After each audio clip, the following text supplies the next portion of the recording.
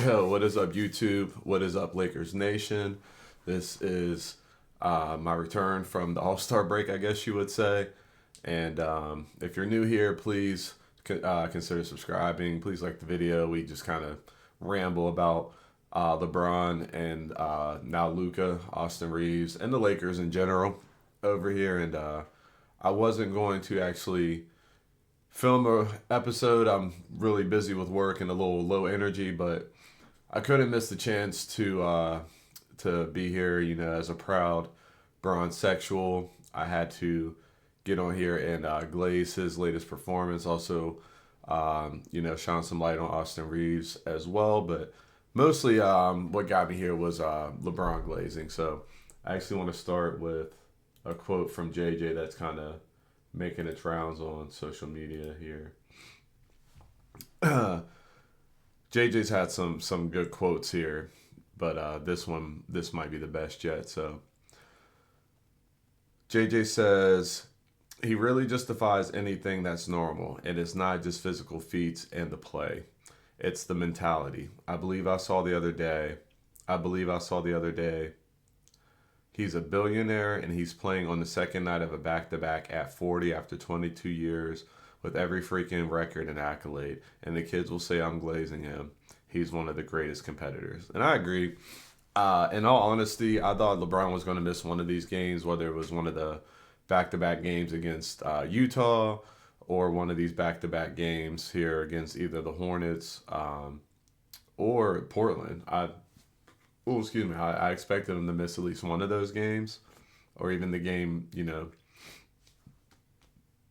The Jazz game was right before the All Star, so I expected him to miss at least one of those games. But he just played through, and I think it's more of a statement type of thing with LeBron right now. It seems like in this last month and a half, 2 months, he's really been playing on a different level with a different energy.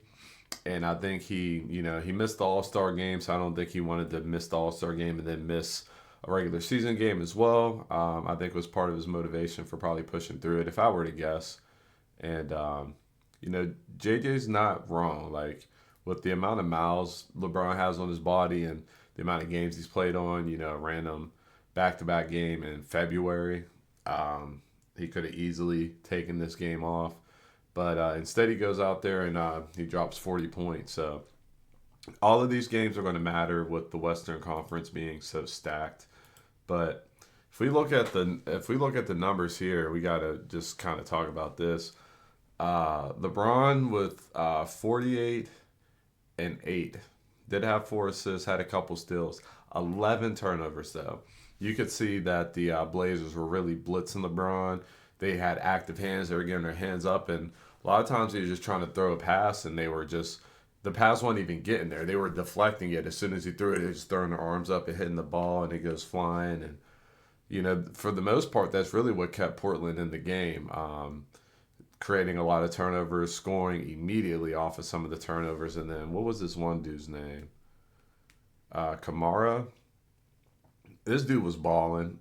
It seemed like he scored like 14 points in a row by himself, but he was balling. So again, LeBron hitting 40, 4 from 8 from the 3-point line. He's been shooting the ball really well here lately, and for most of the season, honestly, even with that slump, he's still shooting a good percentage overall in the season.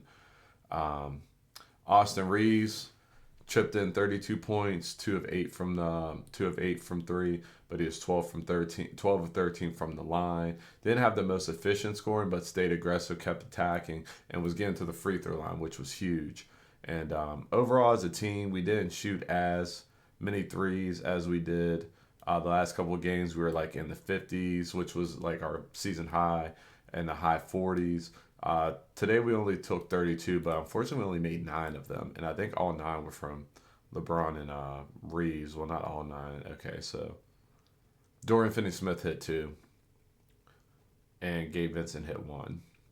So out of the 110 points that we scored, LeBron and Austin scored 72 of them. So that's I'm no mathematician, but that's like 65%. That's almost 70% of the total points. Yeah, 70 points would have been 70 72 points would have been 72% of 100, so yeah, another 10 points, yeah, it'd probably be in the 60s. But on the night where, a lot of the other guys didn't have the best scoring output, we did see a lot of hustle, specifically from Dorian Finney-Smith. He was out there playing really well, playing with energy, spacing the floor, taking on defensive matchups. And although his box scores never really light up a whole lot, he is a winning player. If you were ever to, hear the term winning player, I use it for, Caruso and Austin Reeves, big game performance, big game performers, step up when it's needed the most, make big shots, make hustle plays, dive for loose balls, make the right pass, calculated risks. All of those things lead into becoming a winning player. Good habits, good high IQ, whatever it takes to win. So Dorian did really well in that aspect. Rui didn't have this shot dropping a lot, but he had 12 rebounds, which is a big thing with Rui, is getting him to get some bounds. He had 12 rebounds, which is probably his career high if I were to guess, and four of them in the offensive end. So that's huge. Although shot one drop, he only had 6 points. He did contribute with his rebounding. Jackson Hayes also played out there with a lot of energy. Now, Jackson Hayes, we need a little bit more rebounding from him, but he did have 7 of them. He's not known as a strong rebounder, but he gave us some good minutes, gave us positive minutes, and then he did also have 4 assists. So he's a bit of an underrated playmaker out there. So that was encouraging. Our center play is still going to be a little bit but he did get 28 minutes. So excuse me, he got 28, and Jemison got 14. So we didn't run as much small ball lineups as we did the last couple of games. With you see the minute differential there, and how much we actually played with the big on the floor. So I think that's encouraging. It's going to be more matchup dependent more than anything, but that is encouraging to see that we are running some spreads with big men out there. And no, Alex Lynn did not play coach's decision. There's a very good chance that could be a pattern going forward because, first game, second game, it's, I think JJ and a lot of people are realizing that he may not be it. Like, he is a very big body. He's got some bricks in his back pocket, which, is something that we definitely do need when we play these bigger centers. And I think that's part of why Trey Jemison has been getting the nod a lot more here recently, more than Koloko, because I think they feel that Jackson Hayes is like the more run and gun type of center, and we're going to need somebody who's bigger as well. And I think that's why they went with Lynn. I think that's why they're going with Jamison, to offer a little bit of, just to offer a different look. I think it's there to offer a different look and to allow us to match up with, some bigger centers, such as that giant monster that Portland had that came out on the floor. It just looked like he was bigger than everybody on the floor combined. He's a monster. So we do continue to get good minutes out of Gabe Vincent. His shot wasn't falling particularly well this game either. But he was out there playing good defense, spacing the floor, making good passes, and giving us solid minutes. Don Connect struggled here. 13 minutes, did not score. Got cooked on defense a little bit. So a little bit of a disappointing game. A couple disappointing games from Don Connect since he's made his return, unfortunately. Jordan Goodwin actually got more minutes than Don Connect, which is crazy. But you can see why. Heart, energy, hustle. Sometimes when you got, your superstars, you really need everybody else around to do all the dirty work, because the superstars spend so much energy creating the offense and, scoring the basketball that, sometimes you just need the guys who are going to play defense, cause turnovers, and run the floor. And Jordan Goodwin's quickly becoming a fan favorite just for, doing the hustle work and making the winning plays that we talked about earlier. And people are really high on him, so it'll be interesting to see what the Lakers do with these roster spots, if they're going to cut anybody, if they're going to cut multiple people. Trey Jemison, I think, is probably going to be better than Alex Lynn, so maybe they flop them. And then I don't know. I would like to see Cam Reddish. I don't know how much he plays in a playoff setting. If you swap him for Goodwin, how much is Goodwin going to play in a playoff setting? I don't know. We have another 29 games to kind of decide these things, so it'll be interesting to see what happens.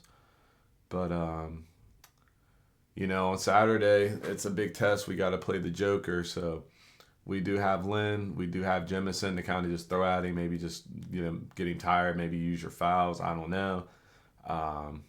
Luca will be back. Vando will also be back. They both missed this game, so we'll be pretty much at full strength as far as like all of our players when we go up against the Joker here tomorrow night, actually. So I think that might be a good place to call it. Like I said, I just wanted to kind of get on here and glaze LeBron again. Another 40-point game from the 40-year-old best player in the world.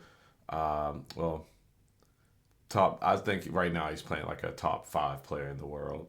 But it's Joker's kind of on another level. So this is one of the only times I will ever admit that LeBron is not currently the best player in the world. But we'll see what happens. There's a lot of season left, and the Lakers, their ceiling, if LeBron's going to play like that, if we get Luca like he was playing, last year, like if we get Luca, it's that's why I don't get why people are so low on Luca. I see so many things like we lost the trade and people freaking out saying how fat he is and out of shape and yada yada. I'm like, okay, two things could be true. He could be out of shape. He could be out of shape not because he's fat, but because he missed a month of basketball. Also, he's on a new team. Also, he is a little bit bigger, but I wouldn't call him fat.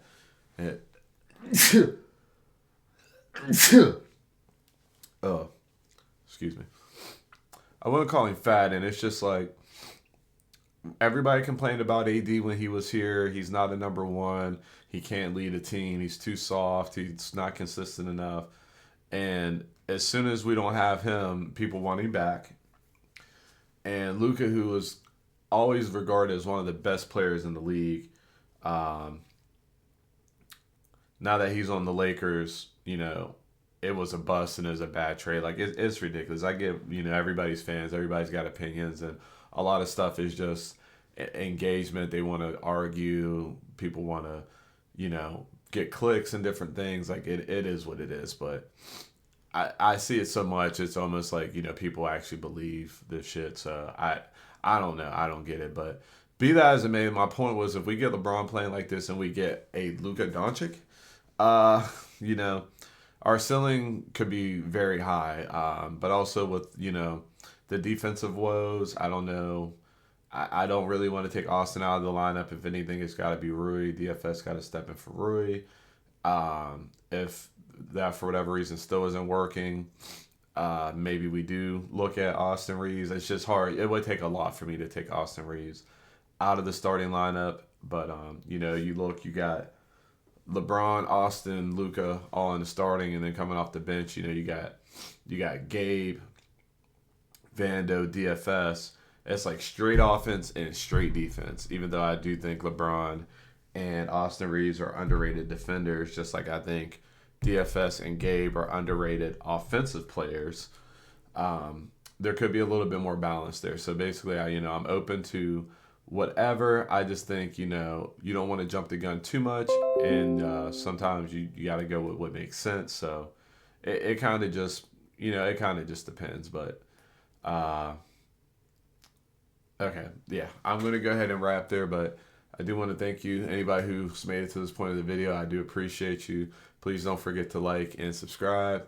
We're going to see what happens against Denver. Hopefully we get the W. We're going to see what kind of effort we put up against them, and we'll see how it goes. But it should be fun. Saturday night, national broadcasted game. Hopefully we can see Luka go for 40, but we'll see. All right. GG's. Catch you later.